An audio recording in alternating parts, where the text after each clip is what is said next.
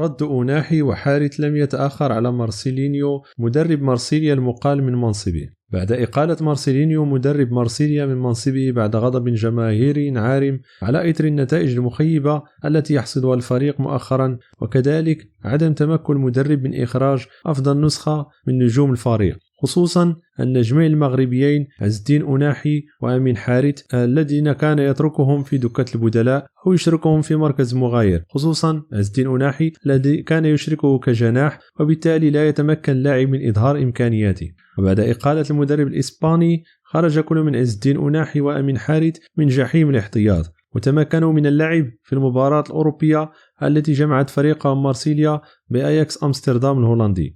وكأول خطوة يتخذها المدرب المؤقت جاك أباردونادو قام بإدخال الدوليين المغربيين أوناحي وحارث كرسميين في المباراة أمام أياكس أمستردام، ولم يخيب أوناحي وحارث الظن حيث قدما معا مباراة رائعة، حيث كان أمين حارث وراء تمريرة الهدفين الأول والثاني، وقدم أوناحي حضورا وازنا في وسط الميدان وكان قريبا من التسجيل في أكثر من مناسبة.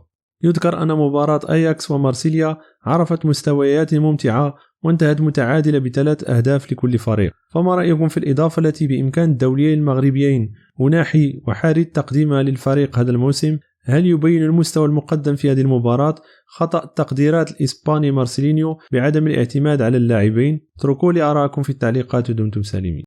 لا تنسى الاعجاب بالفيديو والاشتراك بالقناة مع الضغط على الجرس ليصلك كل جديد.